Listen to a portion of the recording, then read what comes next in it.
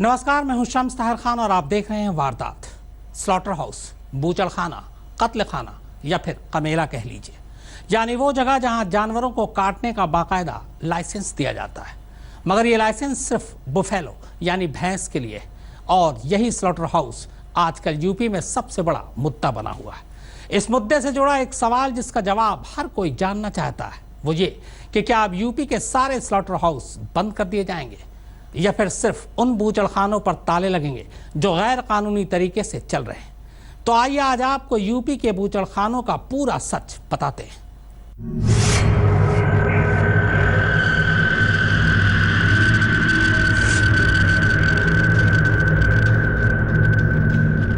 हमने तय किया है कि भारतीय जनता पार्टी का मुख्यमंत्री जिस दिन शपथ लेगा उसी दिन दोपहर को इस प्रदेश के अंदर सारे यांत्रिक कत्लखाने बंद कर दिए जाएंगे।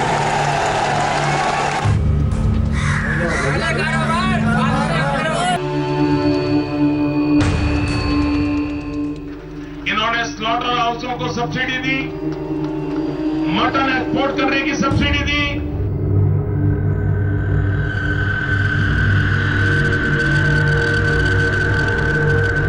अगर भारतीय जनता पार्टी सत्ता में आएगी, अवैध बूचड़खाने तो बंद होंगे ही, जो यांत्रिक कत्लखाने हैं इनको भी हम पूरी तरह प्रतिबंधित करेंगे।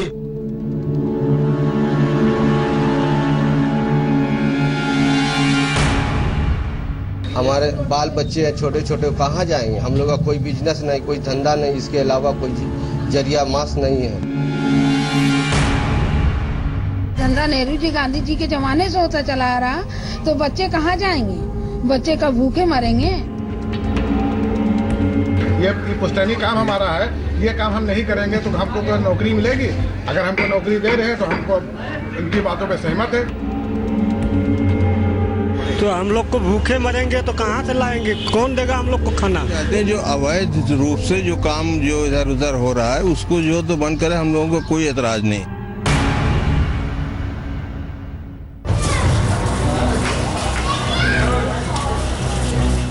बात सिर्फ मुसलमान नाम से पुकारे जाने वाली यूपी की लगभग 4 करोड़ जनता की नहीं है। मुद्दा सिर्फ स्लॉटर हाउस या बूचड़खाने को बंद कराने का नहीं है, बल्कि सवाल कत्ल खाने को लेकर सियासत का भी है।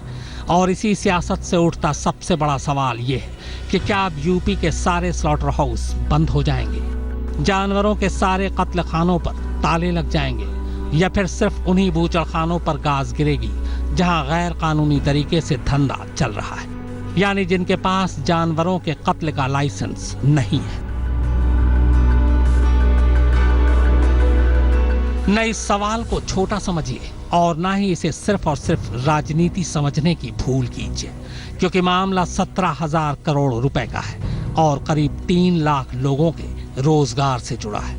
लिहाजा सियासत से परे सच सामने रखना जरूरी है, वो सच जिसे खुद बीजेपी के कुछ नेताओं ने अपने भाषण से उलझा दिया है। सच ये कि क्या यूपी के स्लॉटर हाउस का असल सच है क्या, और स्लॉटर हाउस को लेकर दिए जा रहे बयानों की असलियत क्या है। मगर हाँ, इन सब से पहले ये जान लीजिए कि स्लॉटर हाउस में काटे जाने वाले जानवरों का सच क्या है। तो आपको बता दूं कि यूपी में कुल 285 स्लॉटर हाउस है जिनके पास बाकायदा जानवरों को काटने का लाइसेंस है, और इन सभी स्लॉटर हाउस में बुफेलो यानी भैंस काटे जाते हैं, जिन्हें बीफ भी कहा जाता है। चूंकि यूपी में गौमांस पर प्रतिबंध है, लिहाजा किसी भी बूचड़खाने को गाय को मारने का लाइसेंस नहीं मिला है। 15 से 20 हजार लोग इस काम से जुड़े हुए हैं, रोजी रोटी के लाले पड़ जाएंगे, भूखे मरने की नौबत आ जाएगी। जितने गरीब तबके के लोग हैं कुरैशी बिरादरी में, वो कहाँ जाएंगे अपने बाल बच्चे लेकर? और हम इसी से खाने वाले हैं, कमाने वाले, दूसरा रोजगार नहीं जानते हैं। सदियों से 150 साल पुराने से ये चला आ रहा परंपरा से, आज दिन तक इसको बंद नहीं किया गया। यानी कायदे से गाज उन बूचड़खानों पर गिराई जानी है जो गैर कानूनी तरीके से चल रहे हैं। कानून की किताब में जिसकी मनाही है वो पहले भी थी, अब भी है। बस पहले नौकरशाह देखकर अनदेखा कर देते थे और अब फरमान मिलते ही एक्शन में आ गए। यानी खोट कानून में तो कभी था ही नहीं। खोट तो कायदे से उन लोगों में था जो जिला स्तर पर इसे लागू करवाते थे। सर, गफलत में तो नहीं है, मगर ये हमें उम्मीद है कि हम लोगों के जो मुख्यमंत्री जी हुए हैं, योगी जी, वो हम लोगों को भी लेकर चलेंगे, क्योंकि बीजेपी ये कह रही है कि सबका साथ सबका विकास, और हम लोगों को पूरी उम्मीद है कि मुख्यमंत्री जी हम लोगों का भी साथ देंगे और हम लोगों के भी रोजी रोटी का ख्याल रखेंगे।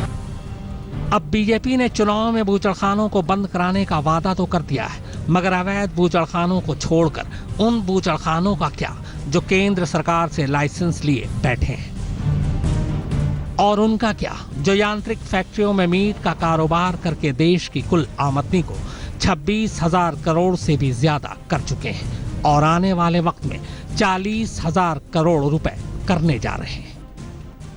अवैध रूप से जो चल रहे हैं उनके बंद होने की प्रक्रिया प्रारंभ हो गई है, और जो वैधानिक ढंग से चल रहे हैं उनको कैसे बंद करना है उसको तकनीकी ढंग से, उसके कानूनी ढंग से उसकी बात पता करने के लिए अधिकारियों को निर्देश दिया गया है। रिपोर्ट आ जाएगी, उसका भी निर्णय लेंगे। बीजेपी ने अपने चुनावी वायदे में न सिर्फ अवैध बूचड़खानों को पूरी तरह से बंद करने के लिए कहा है, बल्कि यांत्रिक बूचड़खानों पर भी प्रतिबंध लगाने को कहा है। लेकिन अगर कानून के जानकारों की माने तो ये बूचड़खाने न सिर्फ सरकार की परमिशन से शुरू किए गए, बल्कि इनके लिए एक तय समय सीमा भी है। ऐसे में सवाल ये उठता है कि क्या वाकई सरकार के लिए इन बूचड़खानों पर प्रतिबंध लगाना संभव होगा? बड़ी कश्मकश है। जिस वैधानिक प्रक्रिया की बात आज उप मुख्यमंत्री कर रहे हैं, न तो उसका और न ही उस पिंक रेवोल्यूशन की बात बीजेपी के संकल्प पत्र में किया गया, जिसका जिक्र पीएम मोदी किया करते थे। आइए एक नजर उन आंकड़ों पर भी डाल लें जो ये बता रहे हैं कि इस कारोबार से आखिर देश को कितनी आमदनी होती है। दुनिया का नंबर 1 बीफ एक्सपोर्टर है भारत। देश में सबसे ज्यादा बीफ एक्सपोर्ट यूपी से होता है। 2015 में 7.515 लाख किलो मीट का उत्पादन यूपी में हुआ। 2015 में बीफ एक्सपोर्ट से देश की कुल कमाई करीब 27,000 करोड़ रुपए। अकेले यूपी से कुल 17,000 करोड़ की कमाई। बुफेलो यानी भैंस के मीट की मांग दुनिया भर में सबसे ज्यादा है और भारत इसका सबसे बड़ा निर्यातक देश। आंकड़ों के मुताबिक दुनिया भर में भैंस के मीट का 20% सिर्फ भारत से एक्सपोर्ट होता है। उत्तर प्रदेश में भारत की 28% भैंस है, यानी भारत में सबसे ज्यादा भैंसें उत्तर प्रदेश में हैं। भारत के 60% बूचड़खाने और मीट प्रोसेसिंग यूनिट्स अकेले उत्तर प्रदेश में हैं। वैद स्लॉटर हाउस की वजह से प्रदेश के करीब 3 लाख लोगों को रोजगार मिला हुआ है। पश्चिमी यूपी के बिजनौर, अमरोहा और चांदपुर में सबसे ज्यादा अवैध स्लॉटर हाउस है। हिंदुस्तान दुनिया में बुफेलो के मीट का सबसे बड़ा निर्यातक देश आज कोई आज से नहीं है, बल्कि बरसों से है। यहां तक कि इससे जुड़े बाकी प्रोडक्ट्स भी देश के खजाने में हर साल करोड़ों रुपए जमा कराते हैं। और तो और देश की कई बड़ी दवा कंपनियां भी दवा बनाने में इनके अलग अलग प्रोडक्ट्स का इस्तेमाल करती हैं। मगर एक दूसरा सच ये भी है कि लाइसेंसी बूचड़खाने की आड़ में बहुत से गैर लाइसेंसी बूचड़खाने भी चल रहे हैं, जो सचमुच हर तरह से नुकसानदेह हैं और जिन पर लगाम लगाना जरूरी है। बस यूं समझिए कि पशु उत्पाद यानी एनिमल प्रोडक्ट्स का इंडियन इकोनॉमी से यह जुड़ाव तो सिर्फ एक झलक भर है, पर सवाल यह है कि योगी के मुख्यमंत्री बनते ही यूपी में बूचड़खानों की जो तस्वीर पेश की जा रही है उसमें हकीकत कितनी है। लिवस्टॉक सेंसस 2012 की रिपोर्ट ये बताती है कि साल 2007 के मुकाबले 2012 में उत्तर प्रदेश में भैंसों की संख्या में 28% का इजाफा हुआ है, जबकि इसी दौरान उत्तर प्रदेश में गाय की संख्या भी 10% बढ़ी है। एनिमल हस्बेंड्री डिपार्टमेंट ने आरटीआई के जरिए पूछे गए एक सवाल के जवाब में यह भी कहा है कि देश में बूचड़खानों के लिए सबसे ज्यादा बदनाम यूपी असल में सबसे ज्यादा स्लॉटर हाउस के मामले में पहले नहीं बल्कि दूसरे नंबर पर है, जहां सिर्फ 285 बूचड़खाने हैं, जबकि इस फहरिस्त में पहला नंबर महाराष्ट्र का है, जहां 316 बूचड़खाने हैं।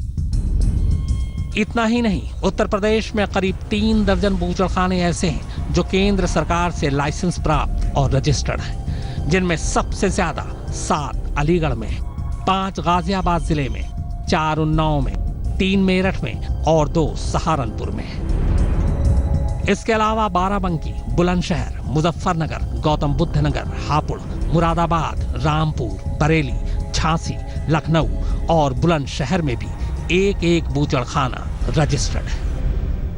लाइसेंसी कत्ल बनाम गैर लाइसेंसी कत्ल का सच जारी है। आगे की कहानी एक ब्रेक के बाद। पिछले साल सेंट्रल पॉल्यूशन कंट्रोल बोर्ड ने एनजीटी यानी नेशनल ग्रीन ट्रिब्यूनल को यह जानकारी दी थी कि यूपी के 126 बूचड़खानों की जांच के बाद पता चला कि उनमें से सिर्फ एक के पास ही बूचड़खाने का वैध लाइसेंस था, जबकि तमाम लाइसेंसी बूचड़खानों की जांच के बाद ये बात भी सामने आई कि उनमें से सिर्फ 21 के पास ही सही ट्रीटमेंट प्लांट है। एनजीटी ने इसी के बाद केंद्र और यूपी सरकार को नोटिस भेजकर अलीगढ़, गाजियाबाद, संभल और बुलंदशहर में चल रहे गैर कानूनी स्लॉटर हाउस पर जवाब मांगा था।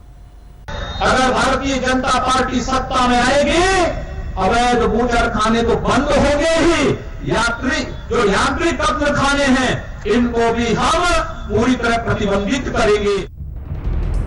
यूपी इस देश का सबसे बड़ा बीफ निर्यातक राज्य है। यहाँ बीफ का मतलब भैंस के मीट से है। बीफ लफ्ज पर जोर इसलिए है क्योंकि इसे लेकर देश में बहस किसी भी मुद्दे से हमेशा कहीं ज्यादा रही, जबकि सरकारी आंकड़ों के मुताबिक हकीकत यह है कि देश से एक्सपोर्ट होने वाले एनिमल प्रोडक्ट का 95% हिस्सा भैंस का रहा है।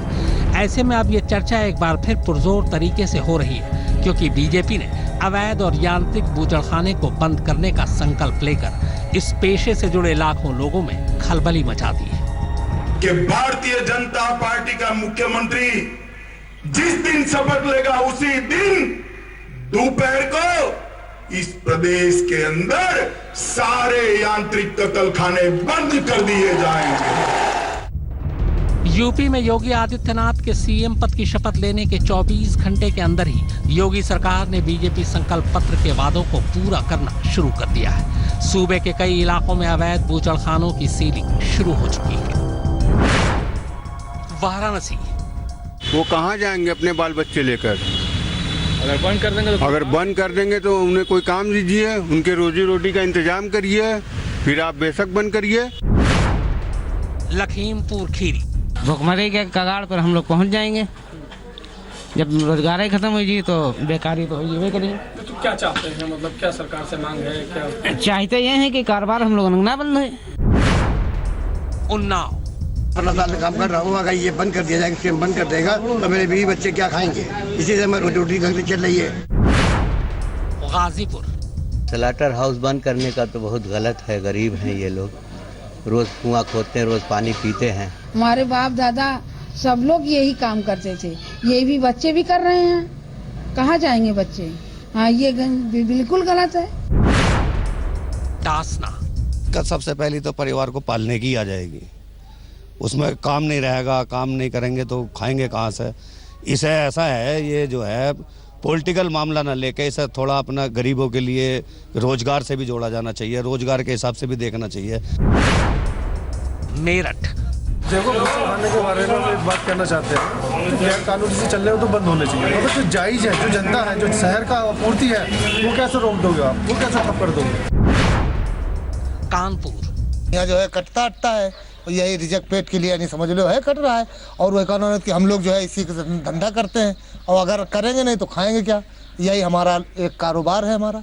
सरकार के लिए भी मुश्किल ये है कि जो वादा किया उससे मुकर नहीं सकती और छोटे स्तर के व्यापारियों को छोड़कर बड़े व्यापारियों की गर्दन पर हाथ रख नहीं सकती, क्योंकि हजारों करोड़ों का धंधा इसी से जुड़ा है और यूपी के लाखों लोगों का रोजगार भी। इसलिए रातों रात कोई नई क्रांति आ जाएगी ऐसी उम्मीद भी बेमानी है।